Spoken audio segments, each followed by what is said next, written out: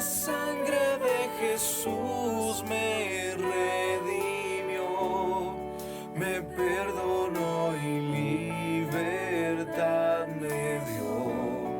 Tu majestad está dentro de mí, por siempre creo en ti, por siempre creo en ti.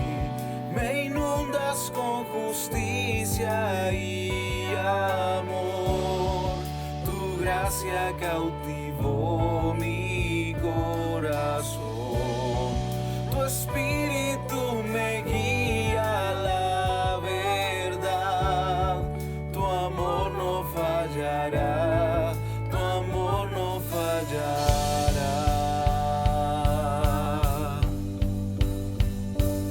Por amor Dios dio su Hijo único, Jesús por mí murió, me dio esperanza y salvación en mi lugar, su vida entregó en la cruz, mi amor, aún sin merecerlo.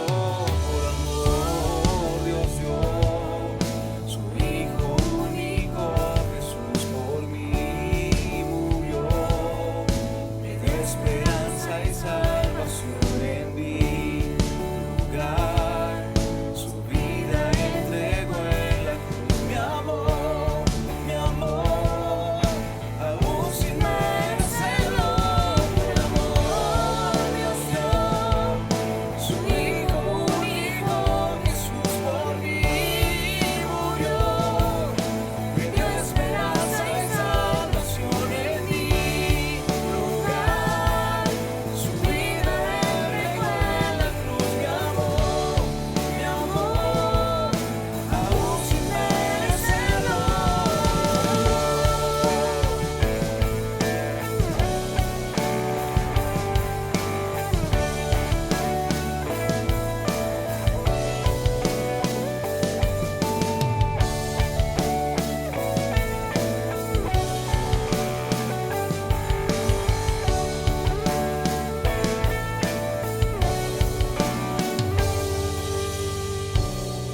Me inundas con justicia y amor, tu gracia cautivó mi corazón, tu espíritu me guía a la verdad, tu amor no fallará, tu amor no fallará.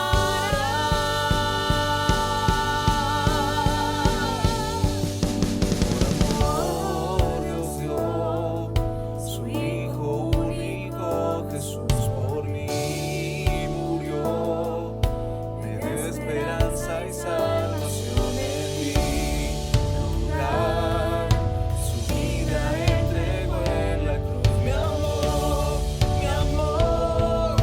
aún sin merecerlo. Por amor Dios dio su Hijo único, Jesús por mí murió, me dio esperanza y salvación en mi lugar, su vida entregó en la cruz, mi amor, aún sin merecerlo. Por amor Dios dio su Hijo único, Jesús por mí murió, me dio esperanza y salvación en mi lugar, su vida entregó en la cruz, mi amor, aún sin merecerlo.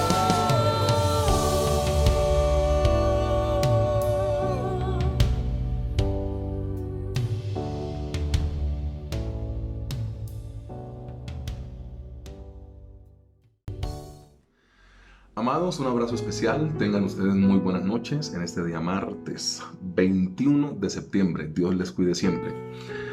Que sea el Señor bendiciéndoles. El texto que el Señor nos regala para hoy es el complemento de la predicación que teníamos hace 2 días, el día domingo.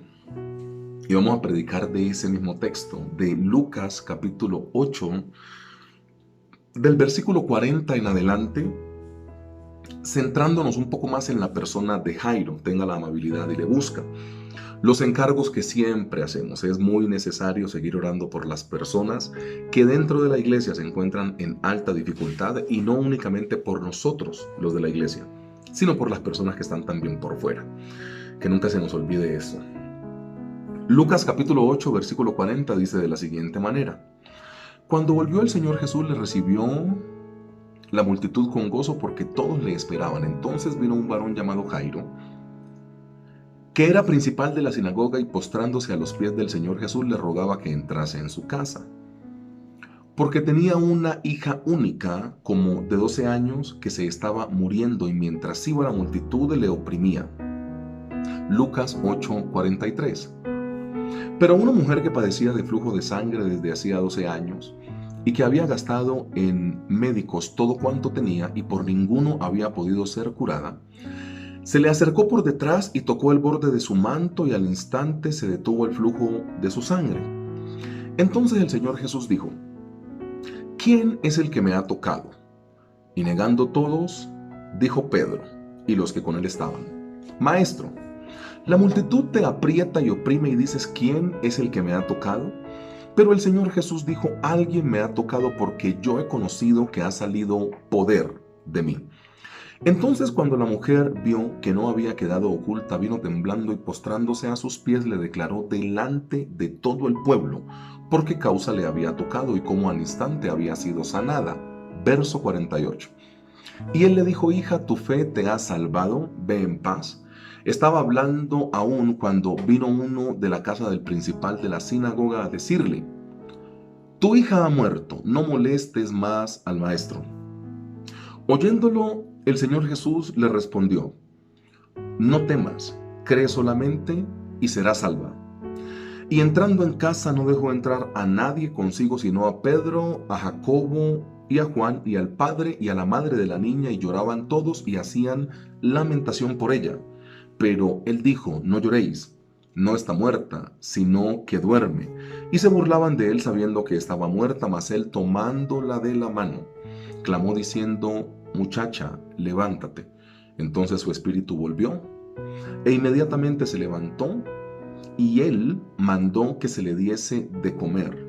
Y sus padres estaban atónitos, pero el Señor Jesús le mandó que a nadie dijesen lo que había sucedido. Amados, hoy el Señor nos trae claramente en este tiempo para hablar de el silencio del creyente. Perdón que hable tanto de la predicación de hace 2 días, pero hace 2 días nosotros definíamos varias cosas referente a que en ese tercer punto de predicación del día domingo definíamos que una de las cosas más fuertes que debe tener el creyente, dentro de las cuales están la oración y todo este tipo de cosas, es el silencio. Nos dábamos cuenta cómo Dios no quiere que nosotros empecemos a preguntarle cosas a Él de plazos, que hasta cuándo vamos a estar aquí, que hasta cuándo esta situación, hasta cuándo he de soportar. Entendíamos que eso es atrevido con Dios, porque Dios prefiere más bien nuestro silencio en fe y entendiendo y teniendo certidumbre de fe que Él lo va a hacer, y no complicándonos la vida, hombre. Al final concluíamos que nuestras quejas delante de Dios alejan sus milagros de nuestras vidas. Entonces, si querés una vida bendecida, a Dios no hay que andarle reprochando su voluntad, sino aceptarla y decirle: dame la fortaleza, eso sí, para poder atravesar este trago amargo que me toca. Pero de ahí andarnos quejando de Él, no. Y en esa consecuencia estaremos hablando hoy del silencio del creyente bajo 3 puntos de predicación. Porque el silencio no es silencio y quedarse quieto. Porque, por ejemplo, Jairo se quedó en silencio, pero iba caminando con el Señor Jesús. Jairo se quedó en silencio, pero se detuvo con el Señor Jesús cuando el Señor Jesús estaba interviniendo y preguntando: ¿quién me ha tocado? O sea, el silencio de Jairo no es silencio y quedarse sin hacer nada, sino es silencio y caminar con Jesús. Es silencio y detenerse cuando el Señor Jesús se detenga, es atender a las instrucciones del Señor Jesús. Por eso la predicación lleva como título el silencio del creyente, pero este silencio no es algo inactivo. De hecho, este silencio es algo muy proactivo. Entonces, que el Señor nos ayude para poder entender que estos tiempos de silencio tienen que ser aprovechados para detenerse cuando Dios se detenga, para avanzar y caminar cuando Él avance y para recibir sus instrucciones, ¿ok? Así es muy bueno el silencio. No, yo estoy en silencio y me quedo aquí, quieto. No, no, no, no, no, no. Jairo estaba en silencio, pero se movía de acuerdo a cómo el Señor Jesús se movía. Que el Señor Jesús nos ayude a entender que así guarda silencio el creyente. 3 orientaciones para esta noche. El silencio del creyente. Lo primero que muestra el texto bíblico es esa manera de pregunta. ¿Qué hacer cuando recibes una mala noticia? Lucas 8, 49 y 50 dice, Él estaba hablando aún cuando vino uno de casa de Jairo a decirle, tu hija ha muerto, no molestes más al maestro. Oyéndolo, el Señor Jesús le respondió, no temas, cree solamente y serás salva. Yo amo la respuesta del Señor Jesús, no como sus palabras y la frase en sí, sino a quién se dirige el Señor Jesús cuando responde. Ustedes se dan cuenta que cuando llega una mala noticia, nosotros atacamos la mala noticia, no nos fortalecemos en nuestra fe. Este texto hay que leerlo muy despacio, porque ¿a quién sería lógico que el Señor Jesús le respondiera? Pues al que venía a traer la mala noticia, ¿cierto? O sea, el que trae la mala noticia se encuentra con Jairo y le dice, no moleste más al maestro. El Señor Jesús hubiera podido decirle al que trajo la mala noticia, ey, no lo moleste, no lo perturbe, déjelo. El Señor Jesús ni se detiene a pensar en la mala noticia que llegó. El Señor Jesús se detiene a fortalecer el corazón de Jairo. Amada iglesia, van a haber circunstancias que nosotros no podemos cambiar, pero nuestro corazón sí lo podemos fortalecer. ¿Te das cuenta que cuando alguien te cuenta que tiene un problema o alguna dificultad, nuestra consejería vamos enfocada al problema? ¿Y eso para qué? Perdón, hermanos.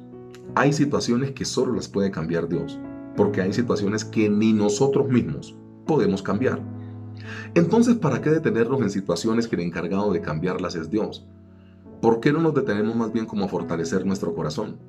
O sea, llega un emisario, un empleado de la casa de Jairo y le dice, Jairo, tu hija acaba de morir. Ya no es necesario que el Señor Jesús vaya a la casa, no le molestes más. Y resulta que el Señor Jesús le responde a Jairo.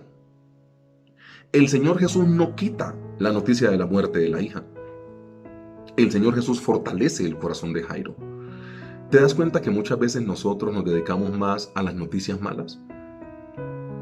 Nos dedicamos más a los problemas que tenemos y no nos dedicamos a escuchar la voz de Dios en medio de nuestra dificultad y de nuestro problema.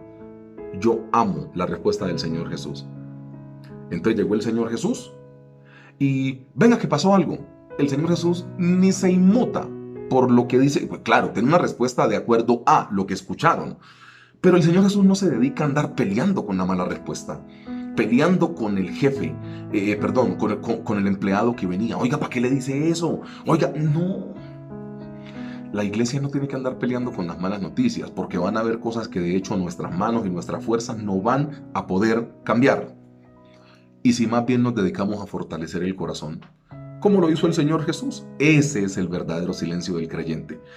¿Vamos a recibir malas noticias? Sí, todos los días de nuestra vida vamos a recibir malas noticias. Todos. Y entonces, ¿cómo las afrontamos? Dejando que nuestro corazón sea el fortalecido. El Señor Jesús direcciona sus palabras hacia el corazón de Jairo y le dice, no temas, cree solamente y será salva. El Señor Jesús dijo, listo, hay una situación, no la desconocemos, ¿no? Dicen que está muerta, ok, pero con base en eso yo no me dedico a eso. Yo me dedico a fortalecer el corazón de Jairo. ¿No te ha pasado que muchas veces en la situación difícil te centras tanto en el problema que te olvidas tanto de tu corazón? Hermano, que el mundo se esté cayendo a pedacitos, pero que la fe que tengas en Dios y que tu corazón esté fortalecido.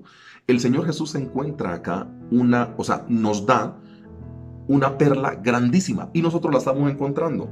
En el tiempo de dificultad, y de desastre, ¿qué es lo que tenemos que hacer? Fortalecer nuestro corazón. Entonces, circunstancias negativas vamos a tener a nuestro entorno, sí, pero ¿qué tiene que estar fuerte? Nuestro corazón y la idea en que Dios algo bueno puede hacer en nuestra vida. En este asunto del silencio del creyente, ¿qué hacer cuando recibo una mala noticia? Sencillamente, hay que entender que el Señor Jesús es el que debe responder, no nosotros. Hermano, vea, hay situaciones en nuestra vida que nosotros no vamos a poder cambiar. La muerte de un familiar, a no ser de una intervención divina, no la vamos a poder cambiar. Una enfermedad en nuestro cuerpo, cuando hemos probado diferentes métodos, diferentes medicinas, ¿la vamos a poder cambiar nosotros? No, en ocasiones no la vamos a poder cambiar. ¿Quién la puede cambiar? Una respuesta del Señor Jesús.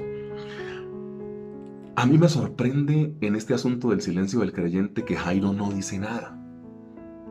O sea, Jairo, si ustedes me están entendiendo bien la predicación, este empleado que llega de la casa de Jairo tenía que haberle hecho como una reverencia a Jairo, pero era tan apremiante la urgencia, tu hija murió, y Jairo no le responde nada. Cuando vienen las malas noticias, yo no respondo, yo escucho a Jesús.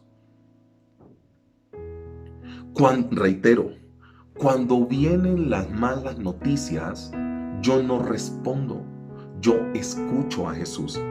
Porque ¿quién es el que puede tener la salida precisa y necesaria para lo que nosotros estemos afrontando en nuestra vida? Solamente Dios. Entonces, ¿por qué te pones a responder ante las cosas que algunas veces ni vas a poder cambiar? ¿No es más fácil escuchar a Jesús cuando viene la mala noticia? ¿Te das cuenta que aquí se cambia un poco la ley o la manera, digámoslo mejor, en la que gramaticalmente nosotros llevamos aún nuestro español, que es un idioma tan rico? Alguien me pregunta, yo respondo. O sea, es ilógico decir, alguien me pregunta, yo escucho. Porque ahí te pregunto, no, eso está confundido. O sea, si alguien me pregunta, yo respondo. Jairo dice, si alguien me da una mala noticia, yo no respondo, yo escucho a Dios. El día que nosotros entendamos como hijos de Dios que cuando vengan las malas noticias tenemos que escuchar la voz del Señor Jesús, el asunto cambiaría. El silencio del creyente es clave entender qué hacer cuando recibo una mala noticia. Dejar que Jesús sea el que responda. Segundo, rodéate de personas de fe. En el silencio del creyente hay que rodearse de personas de fe. Lucas 8:51 plantea lo siguiente: entrando en casa, no dejó entrar a nadie consigo, sino a Pedro, a Jacobo, a Juan, y al padre y a la madre de la niña. Esto es rarísimo, estos 6 que estaban adentro y 7 con la niña. De pronto había tías muy cercanas. De pronto había familiares muy cercanos. Pero los versículos siguientes dicen que esta gente estaba alborotada, desconsolada, haciendo bulla, que esta gente no tenía la fe como la tenía Jairo, o como la tenía la esposa de Jairo. Pero para sorpresa, no me quiero imaginar la fe de los otros 9 discípulos que el Señor Jesús deja afuera. O sea, el Señor Jesús, perdón que yo lo planteé así, pero así yo estoy convencido que me vas a entender más. ¿Dónde está la niña? Señor Jesús está por aquí en esta habitación. Bueno, todos los que están adentro se me salen. Lo primero. Todos los que están adentro, para afuera. Ay, pero que yo soy la tía. Ay, que yo soy la tía adorada, que yo para afuera. Pero que yo la amo mucho, que para afuera. Entonces el Señor Jesús se apodera de donde tienen a la niña y dice, papá y mamá, vengan para adentro. Para adentro pues. Pedro, Juan y Jacobo, para adentro. Los otros 9, para afuera. Cuiden aquí la puerta, ustedes no entran. Y el Señor Jesús entra. O sea, adentro tenemos papá, mamá, Pedro, Juan, Jacobo, el Señor Jesús y la niña, 7. ¿Por qué el Señor Jesús? Bueno, no voy a... por si lo pensaste, ¿no? Ay, 7 es el número perfecto de Dios y por el milagro se gestó porque habían 7. No, mira, sería alegorizar, alegorizar demasiado con la palabra, eso no. O sea, ahí cualquier persona puede aprovecharse y decir 7, número perfecto, el milagro pasó porque habían 7. No, no, no, no, eso es cuento. Eso no pasó porque habían 7. Pasó porque había personas que tenían una fe desarrollada, diferente a los otros. Por eso el segundo punto de predicación en el silencio del creyente es rodéate de personas de fe. Es muy fácil determinarlo. El Señor Jesús tiene 3 episodios, pueden haber un poco más, pero yo voy a nombrar 3 episodios en los cuales Pedro, Juan y Jacobo son pilares fundamental de lo que el Señor Jesús está diciendo y en momentos cruciales de la vida del Señor Jesús. Mira, no vamos a discutir la fe de la mamá y el papá de la niña, o sea, de Jairo, su esposa, porque para ir a buscar al Señor Jesús, pues debías tener fe, ¿cierto?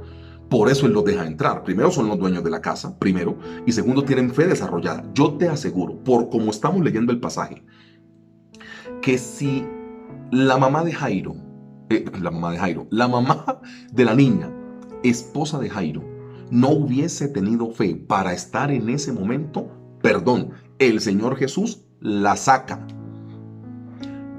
Si no tienes fe no puedes estar cerca. Por eso gente que no tenga fe hay que saludarla, pero no puede tener injerencia en tu vida. Nosotros nos encontramos con todos los descalabros del mundo. ¿Por qué? Porque nosotros dejamos entrar gente que no tiene fe a nuestro corazón y recibimos consejos de gente que no tiene fe. Y al final de la historia, esa gente que no tiene fe lo que termina es alejándote del Señor. Qué pena, pero es así. El Señor Jesús, no vamos a discutir la fe de Jairo que fue y buscó al Señor Jesús. Esta misma fe la tenía quizá la esposa. Ustedes dos pueden entrar. Ay, pero que yo soy la tía, que yo soy la mejor amiga. Que para afuera, hermano. Gente que no tenga fe no puede estar en tu corazón. Y de los 12, iban todos para adentro, ¿no? Caminando. El Señor Jesús, ven, corazón, Bartolomé, Mateo, mi amor, afuera. Pero que somos unidos, que para afuera. ¿Y por qué Pedro, Juan y Jacobo? Porque tienen una fe diferente. Y para que los milagros de Dios pasen, tenés que rodearte de gente que tenga un nivel avanzado de fe. Preguntas sencillas. ¿A quién le recibes el consejo? Ay, pastora, mi mejor amiga, ¿y es cristiana? Ah, hola, hola. ¿Es que solo los cristianos valen? El pastor está diciendo eso. Porque aquí se puede malinterpretar la predicación. ¿A quién le recibes un consejo en crisis? A tu mejor amiga. ¿Y tu mejor amiga es cristiana? No. ¿Qué tipo de consejo crees que te puede dar? ¿No será que nosotros preferimos preguntarle a una persona que no sea cristiana porque el cristiano sí nos va a decir lo que dice la Biblia y nos va a decir que lo que estamos haciendo está mal? Ese concepto de mejor amigo que tenemos los cristianos en el 2021 es el consejo de mejor amigo más chimbo, perdón la palabra, que yo he visto en la vida. El mejor amigo en esta sociedad es el que te aplaude las desavenencias que pensás hacer. Eso no es mejor amigo.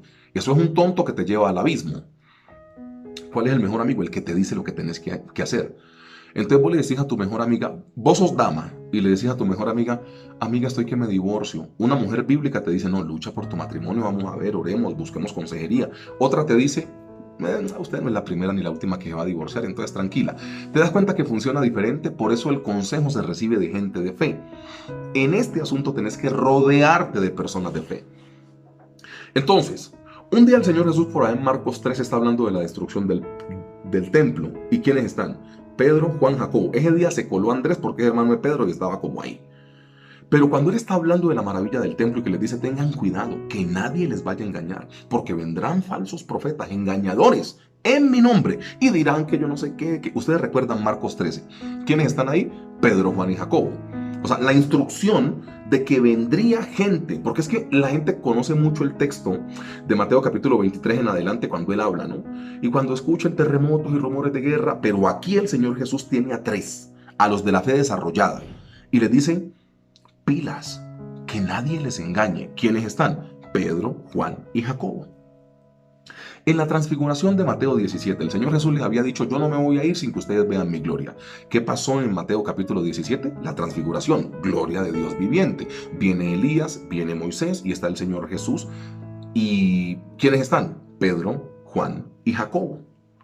En el Getsemaní, Marcos 14, ustedes lo pueden leer. Él va con los 11, porque ya Judas, ustedes saben, él va con los 11. Y le dice a los 8, ustedes esperan aquí.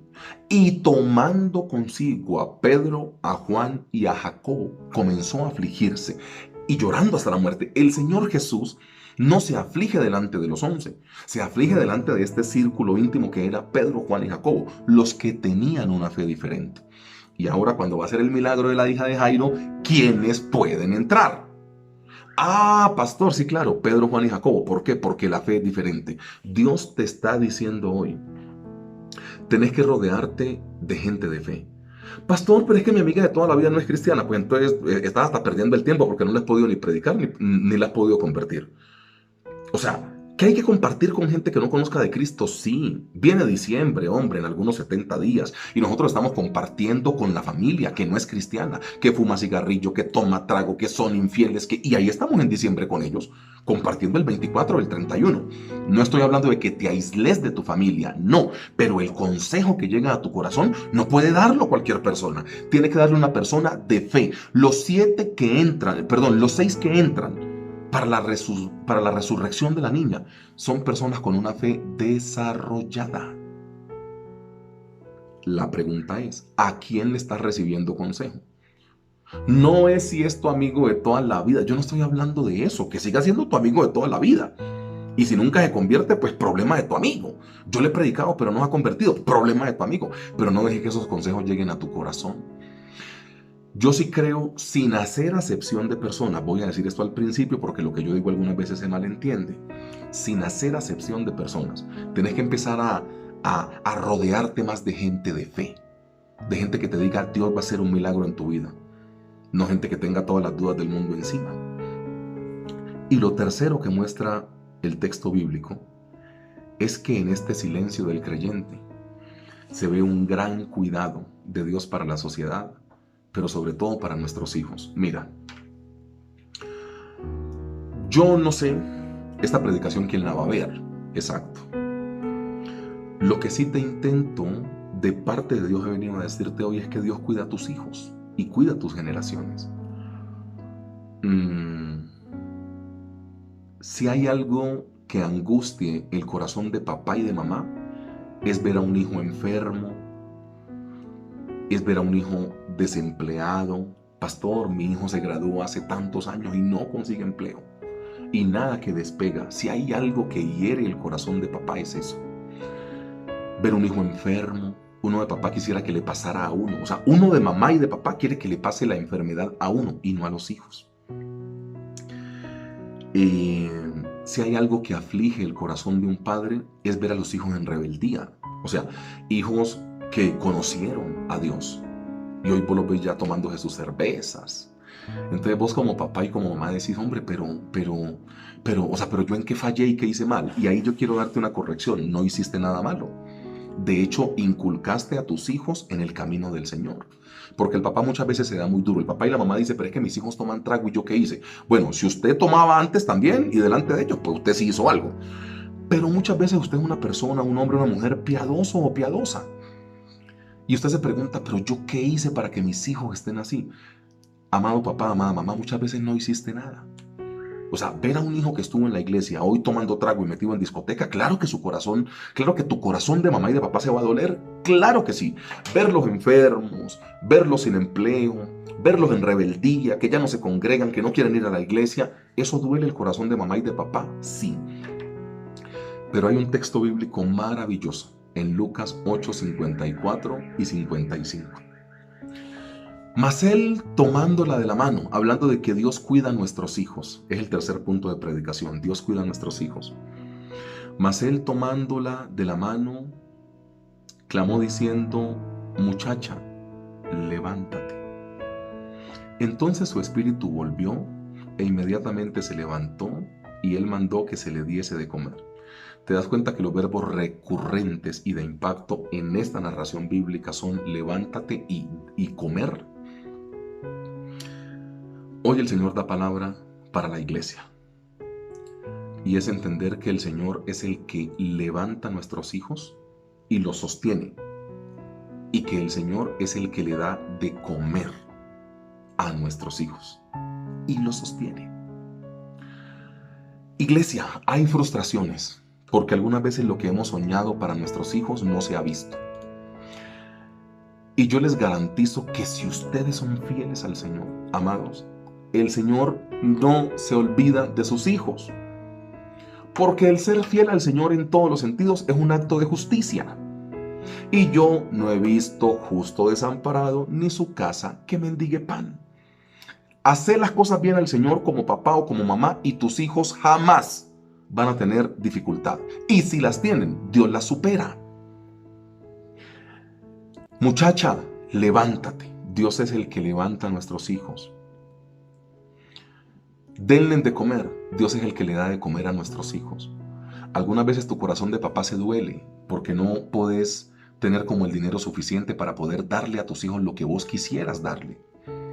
Y hoy el Señor te dice, tranquilo papá, que estás sin empleo y no hay mucha plata, yo me encargo, yo sostengo tus hijos. Que en mis hijos los veo ahí como que no despegan, como que Dios te dice hoy, tranquila mujer, yo soy la que levanto a tu hijo o a tu hija, yo soy. No tenés que hacerlo vos.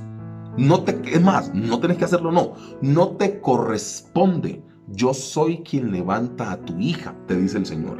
Yo soy quien levanta a tu hijo, te dice el Señor. Yo soy quien le doy de comer a tus hijos. No es tu esfuerzo. Ay, me quedé sin empleo, ¿ahora qué voy a hacer? ¿En serio estás preocupado por eso? Listo, puedes estar preocupado. Hoy el Señor viene a decirte, no te preocupes por la falta de dinero. No te preocupes por la falta de salud. No te preocupes por la falta de empleo. No te preocupes porque tus hijos no despeguen. Dios se encarga. Dios cuida a tus hijos. Dios cuida a nuestros hijos, amada iglesia. Él a una muchacha muerta le dijo, levántate. Y apenas se levantó, no la dejó desamparada. También le dio de comer. ¿Por qué le da de comer? Para decirle a la iglesia, yo soy quien levanto a tus hijos y soy quien les doy de comer. Oremos. Señor, una vez más te doy gracias. Y este texto lo hemos terminado con nuestros hijos, nuestros sobrinos, nuestros nietos, que nos duele quizá no tener todo para poder darles. Hoy yo clamo a ti, Padre Celestial, para que tú bendigas la mano de papá y la mano de mamá puesta sobre sus hijos, la mano del tío puesto sobre el sobrino, la mano del abuelo y bisabuelo puesto sobre el nieto y bisnieto respectivamente en su narración.